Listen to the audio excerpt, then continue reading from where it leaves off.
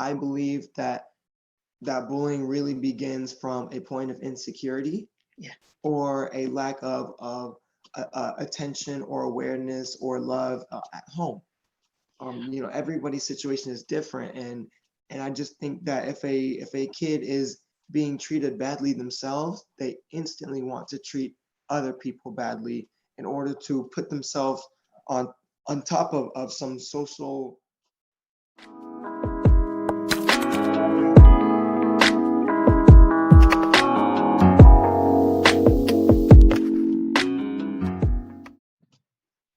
Nothing is impossible. The word impossible, when dissected, reads, I am possible. This means that everything is possible. Welcome to another inspiring episode of Podcast with Sheila. With me today is a gentleman who embarked on an anti-bullying project at the age of 8. I believe when we say bullying, no way, only one name comes to mind, and that is Jaylen Arnold. Jaylen will be sharing with us today his journey with Jaylen Challenge Foundation and life in general. Hello, Jaylen, and welcome to Podcast with Sheila. Hi, thank you so much for having me. Great. It's a pleasure to have you. Tell us a little bit about Jaylen. So, me as a person, I was born with Tourette syndrome, and I was diagnosed at the age of 2. And that is, in short, a neurological disability that is in my brain. It's not contagious at all whatsoever, and it just causes me to make a lot of involuntary movements, twitches, sounds, and just do a lot of really weird things with my body and my voice. And it's completely out of my control. And so growing up with that, I was a really big target for bullying in elementary school.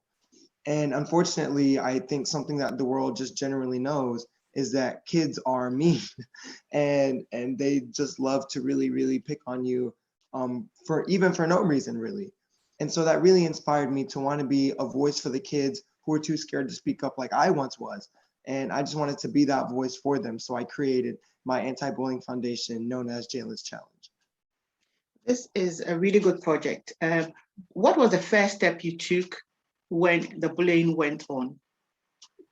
Just before you started the foundation, what was the first step towards the foundation? The steps I think that I just kind of took place were really first just realizing that I'm not alone and that I don't have to suffer in silence.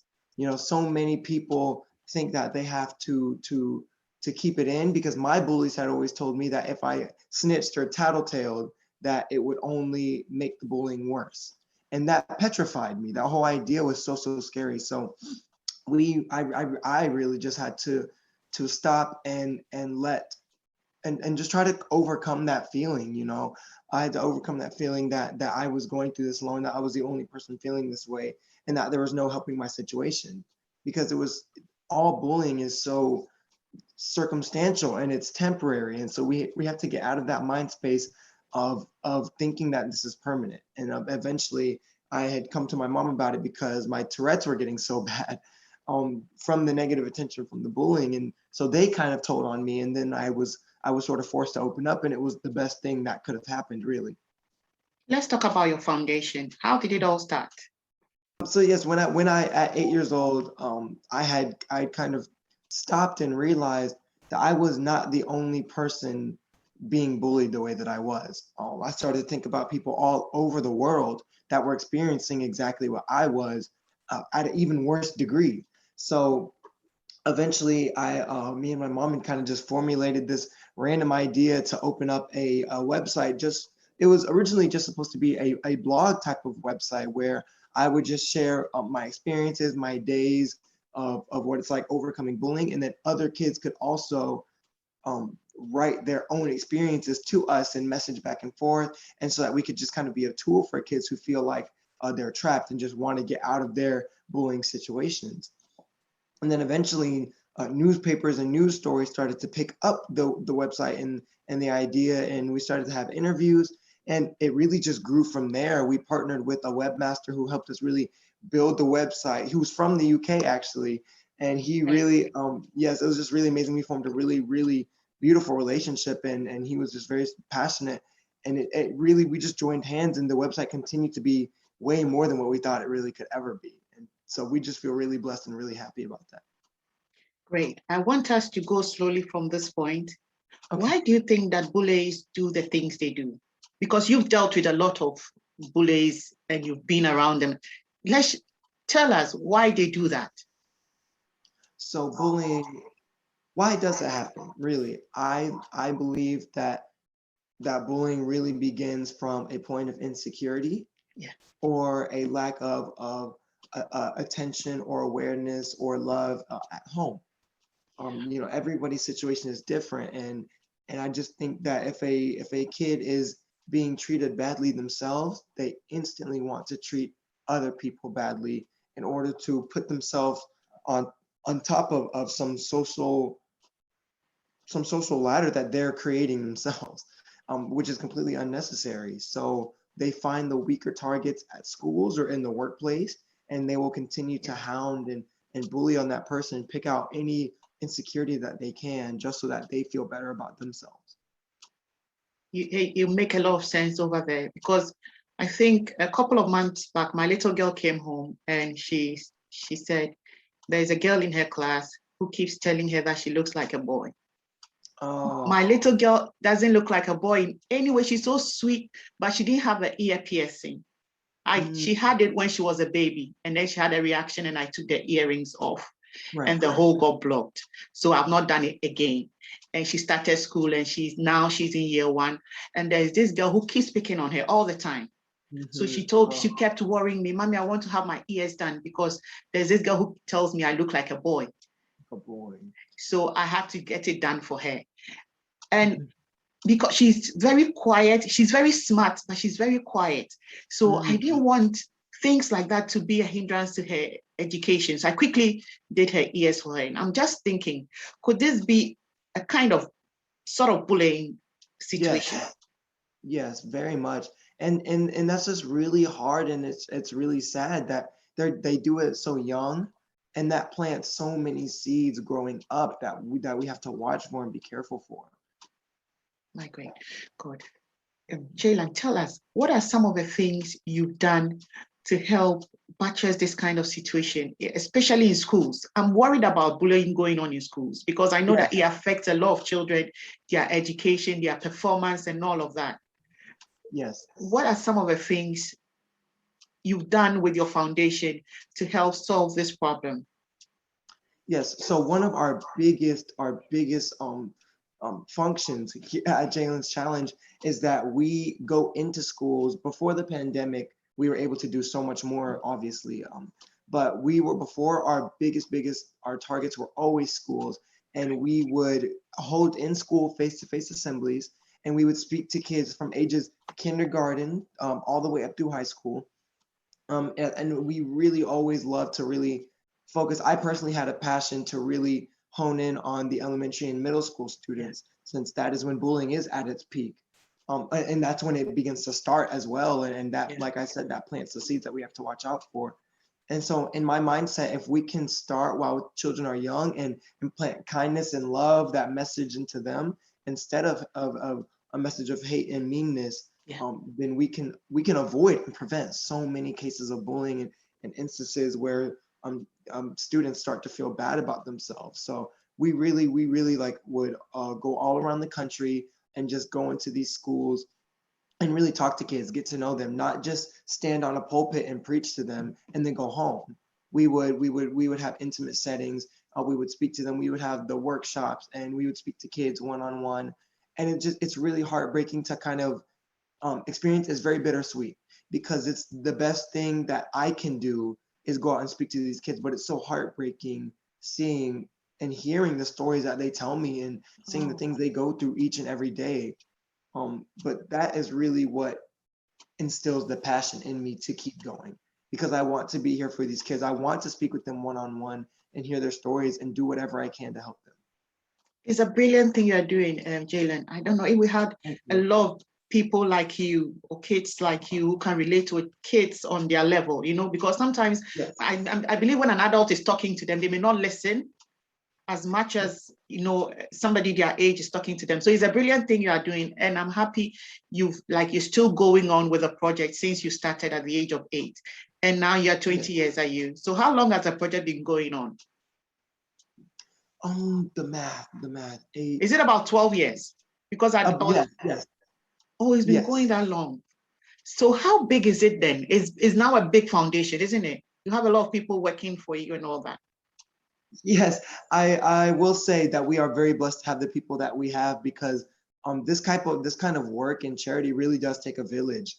And so we would be nowhere without our volunteers that there's some that don't really stay with us long term. Some can volunteer for events or for assemblies. And then we have like our employees and publicists and whatnot that really help us kind of figure everything out and get our curriculum where it's needed. So yes, it's been a blessing. Wow. So impressive. I also read that you've helped 67 suicides, that you've helped prevent 67 suicides. So these children were on the verge of committing suicide. Is it? How did you do? How were you able to stop them? It's like I say, like normally I would never even throw like these numbers and facts out here just to be like, oh, look at me and look at what I've done, because that's not what it's about at all. Exactly.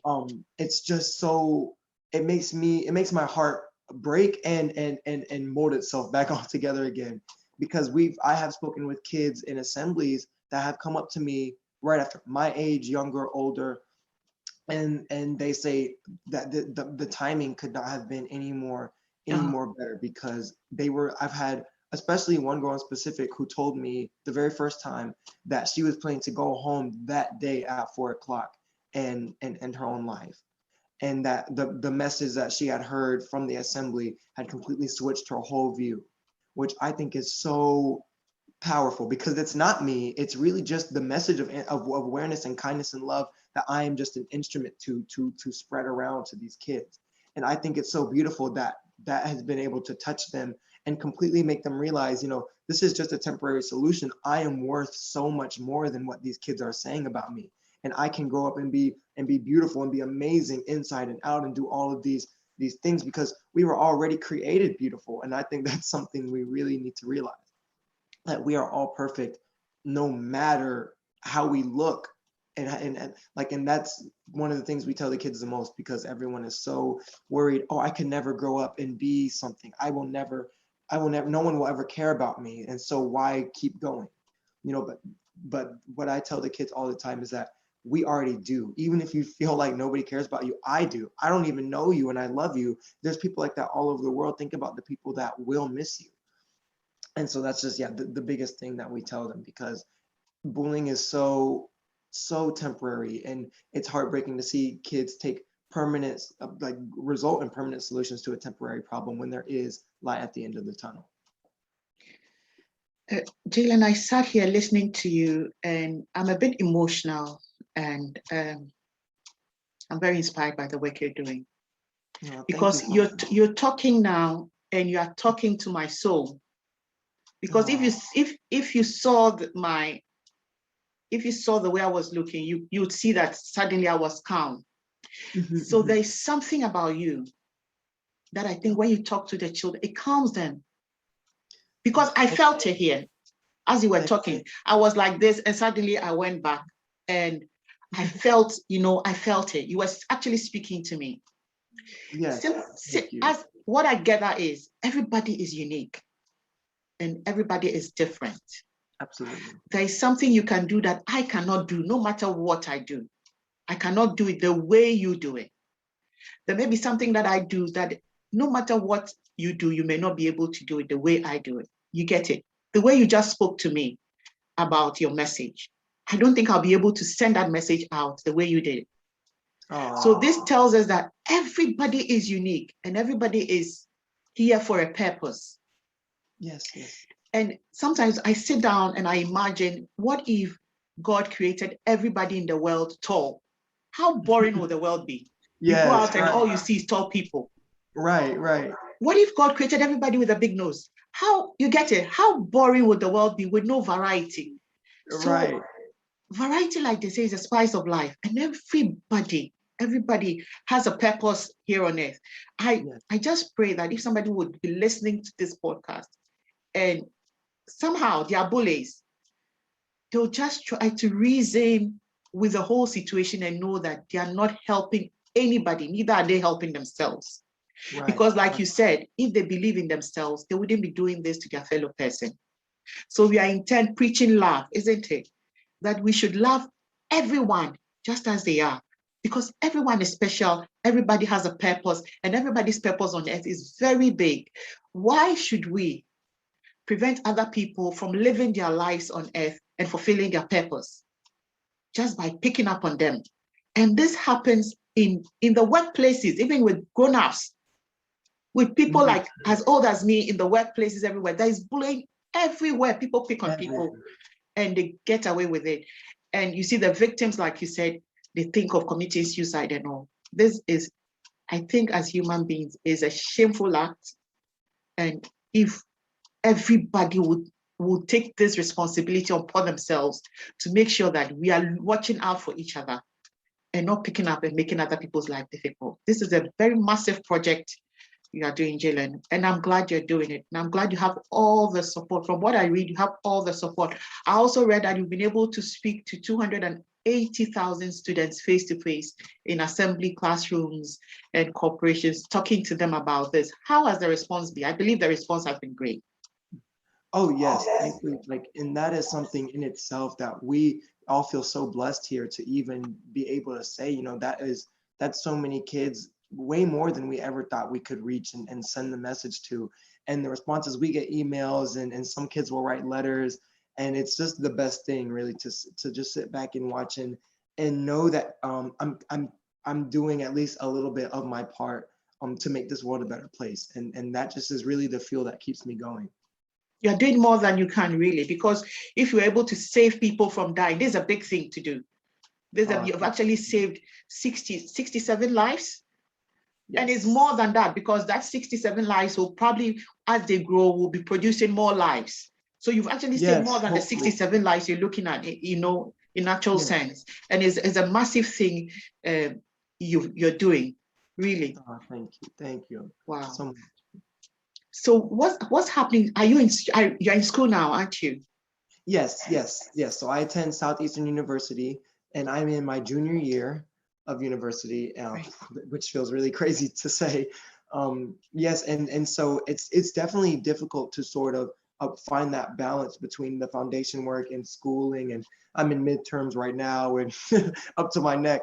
But it's really, when I feel like when you have a passion for something, God will always give you time for it. Always manage time for it. And so it's always doable, yes.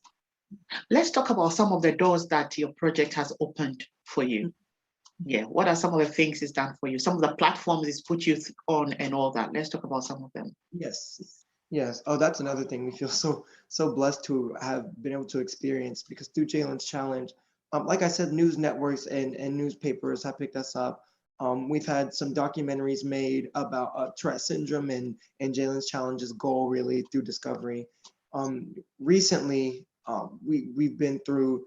We were featured on the Nickelodeon Halo Effect on the Nickelodeon channel, and they had an hour segment, and we really just talked and kind of showed what a life at Jalen's challenge is, kind of like a day.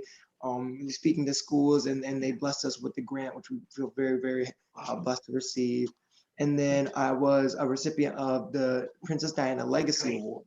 Yeah. And I've been the only American to be able to have flown out and meet Prince William and Prince Harry. And that was just a huge blessing to receive, to be bestowed like an award of such honor. Magnitude, It's from the royal family. It's really, I was there, and you can't help but kind of feel like you don't deserve it. Yeah. Just because there's so many amazing individuals out there, and I would have never even fathomed being at a place like that. So it's been a blessing, and it's really just helped us to be able to expand our reach, and that's the best outcome.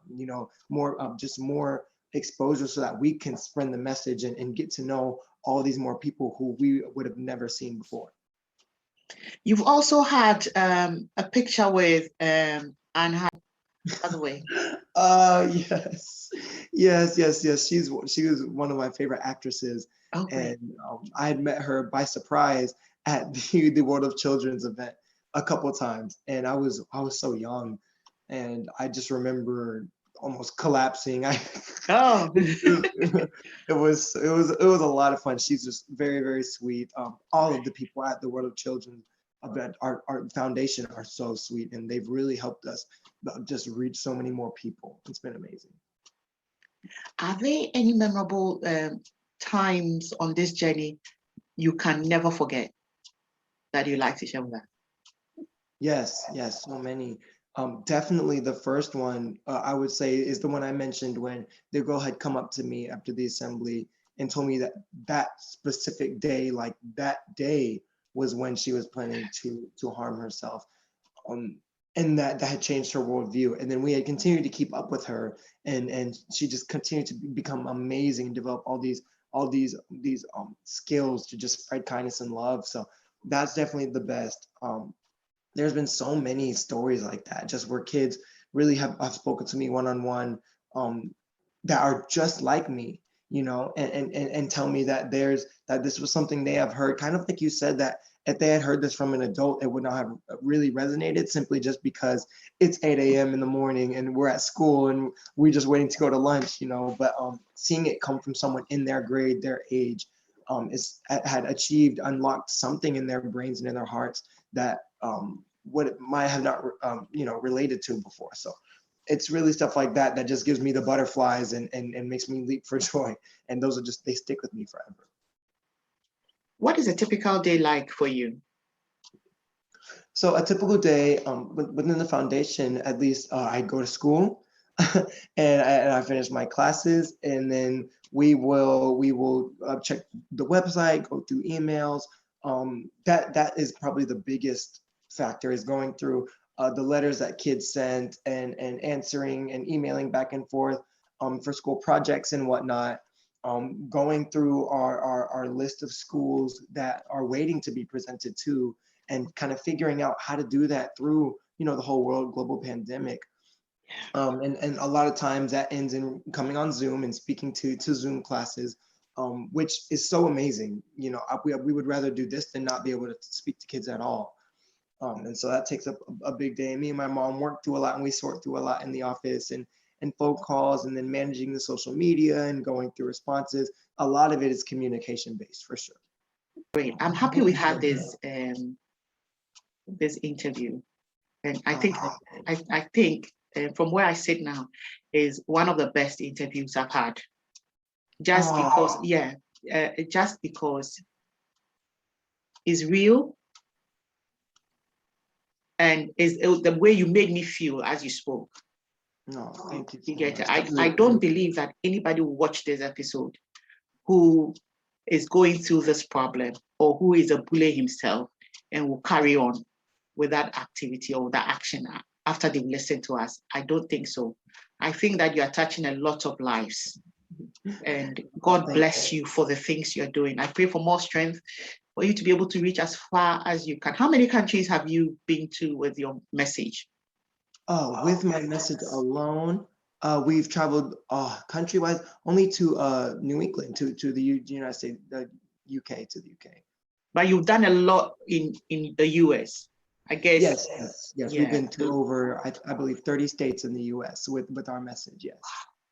So how many letters do you receive from children who are victims of bullying in a day or in a week? I don't know how many letters coming or emails coming in a week. Oh, yes, a good amount. That's a good question. Because we go, a lot of the letters are sort of like class letters, or it'll be students writing research projects, and they'll kind of reach out to us for statistics and advice and whatnot. But there are endless amount of emails and letters and sent through our website, through email, that are saying that like, Jaylen, I'm going through something right now, and they either contain like, I don't see the end of the tunnel with this one, or I feel really, really bad, and I'm starting to have these feelings that I should not have, in terms of hurting myself or hurting others. And so there's so many, I would say, weekly, daily, monthly, and that's why we just really, really do our best to sort through and reach back to as many as we can. Great. just before we go to the time of truth, what will your best advice be to kids? Because I think I sought you out when I was looking for children who are doing remarkable things in the world, and you pop up. And I know that children all over the world who want to do remarkable things. Like I said in my previous episode with Ryan, the gentleman who took water to Africa. And before him, I had interviewed a few children. A majority of those who came on the podcast were from India. And these children are so smart and they are doing massive things. And I know there are many more children out there, because one of the children told me, because I thought she was doing a lot, because she was a board of director on some organization, and I thought that was massive.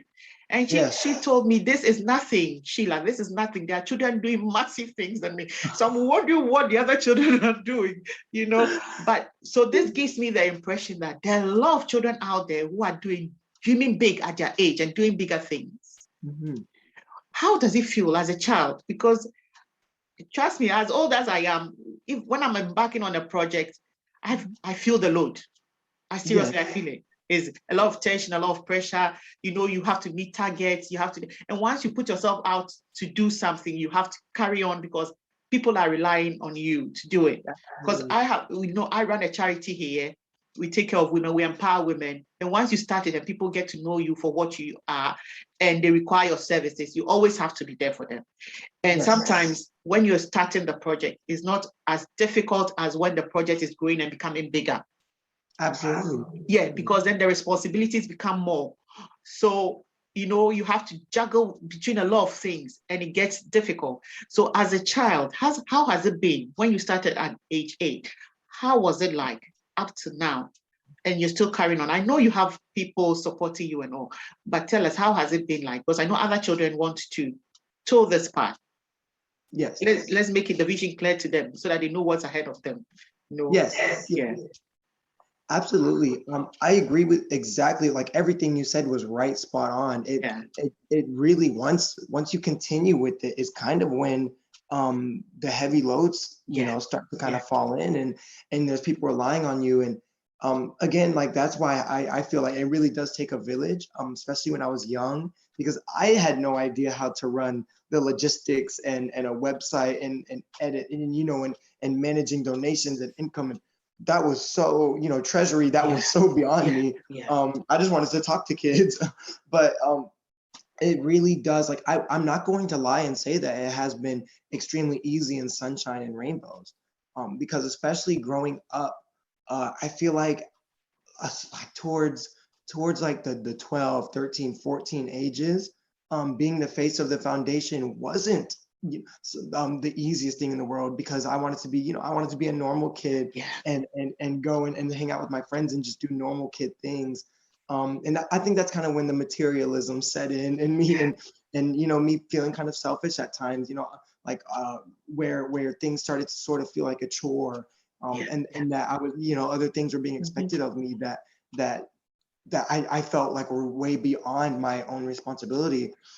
But I think what changed that entire thing as I grew up is just that the effects of what you're doing right now are worth so much more than just feeling like you're like the feeling of burden and being overwhelmed always has the most beautiful payoff you could ever ask for. And so the end goal of reaching the result of seeing a kid being completely freed from bullying, or someone stopping bullying entirely and ending it with themselves, is so beautiful. Because especially if it's a generational thing, it's so awesome just to be able to cut that cord and have that person spreading love instead of hate. So really, it's just keep persevering and keeping pushing even when it's hard, because if it's not hard, then that means there's always more you can be doing, as tough as it sounds. And when it is feeling like a lot and you are feeling stressed, that's how you're doing something right, really. And that you're just heading towards a beautiful, beautiful end goal that only you could do. Like you said, so unique.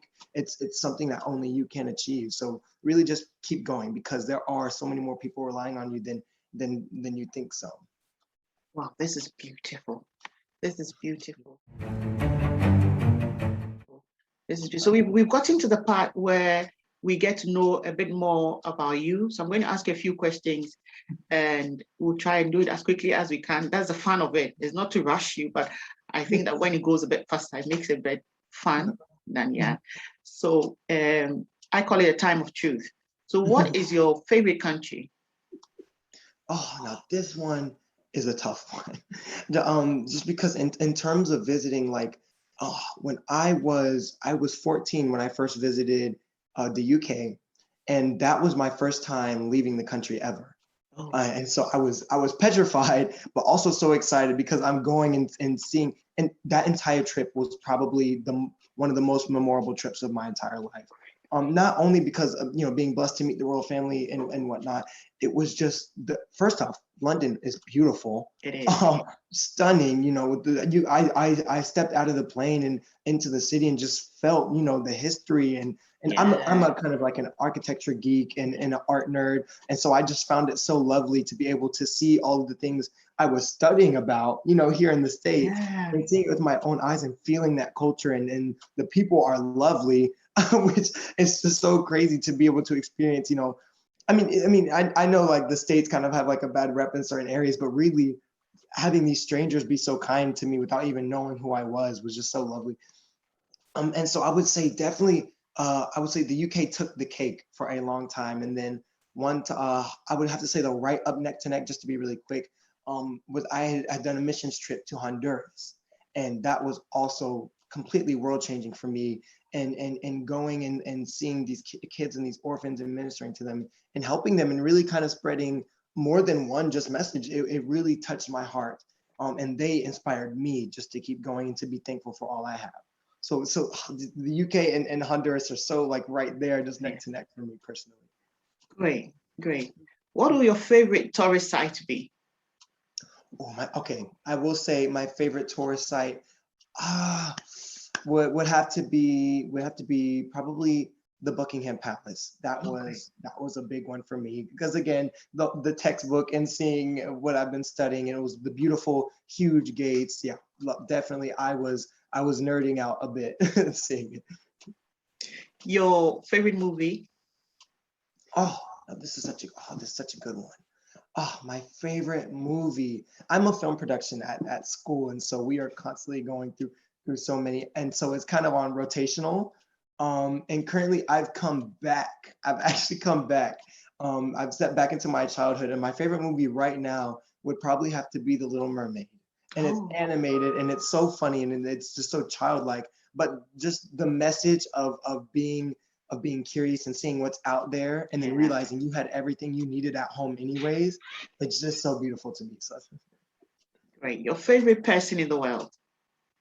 My favorite person in the world? Yeah. My mom. Mom. I can imagine. Moms are precious, aren't they? Just the most beautiful thing this world could ever be blessed with. We don't deserve you guys. Just the backbone of everyone in our family. Yes. I'm happy to hear this, Jaylen. I'm happy to hear this. At least our efforts, because I have little children. I know they cherish me and all, but I think that they'll see my value when they are older. So I'm not getting that now. But as I get it from you now, it makes a lot of sense. And at least it goes to show that you guys appreciate us for all the sacrifices and all the, the things that we, It's good to hear you say that though. Your favorite phrase? I have to say that kindness is contagious. It's just 3 words. It's so simple. You hear it all the time, I'm sure, like through quotes, but it really is. And I think that it's so, I guess I've heard that it's so much easier to be mean than it is to be kind. But once you have that kindness bug and you're spreading love, it's impossible for other people not to catch that from you. Kindness really is contagious. If you treat someone with unconditional love and happiness, it'll spread. Great. Finish these sentences. I wish. Okay. I wish that everyone could see their own potential and uniqueness. Great. Nothing in this world can. Nothing in this world can take away my love for other people. Beautiful. I pray. I pray that one day we can all join hands and just love each other unconditionally. I will laugh too. I will laugh too. I will laugh to the memories that we all look back at together. I believe. I believe that we can achieve anything we put our minds to as long as we work together. Jaylen, are you sure you're not an angel on earth? Oh, no. My God. No, not me. My God, because you have a beautiful soul, you see, you have a beautiful soul, and you have a lot of friends, don't you? I'm sure they are happy to be around you because you have the positive vibe, you bring out good vibes, and I'm sure you empower them a lot. And I try. You try. Thank you so much. That does mean a lot to me, really, really. Great. As we wrap up, what will be your best advice to our audience? Oh, the best advice. But I think I could just personally give you guys, no matter how old you are, whether in the school, in the workplace, just know that you are so beautiful and you can do anything, and nothing that anyone says or does to you will define who you are. The other people do not define you, and they never can. So keep pushing. Wow, brilliant. Where can our listeners connect with you? Through www.jalenschallenge.org. That is our website, and from there you can reach all of our social media, Instagram, Facebook, Twitter, and you can even write to us from the website and find our emails. Great. It's been a delight having you here on Podcast with Sheila, Jaylen. Thank you so much. It's been an honor to be here. Thank you for having me. Great. If you've been listening in, this is season 2, episode 31 of our podcast series, where we've been bringing your way seasoned guests with inspiring real life stories to share with us. Do not miss out on all these lovely experiences. Subscribe and be notified when a new episode is released. We have a video presentation of this episode on our YouTube channel. Just search for Podcast with Sheila on YouTube and you'll find us. Until we meet again, have a brilliant week.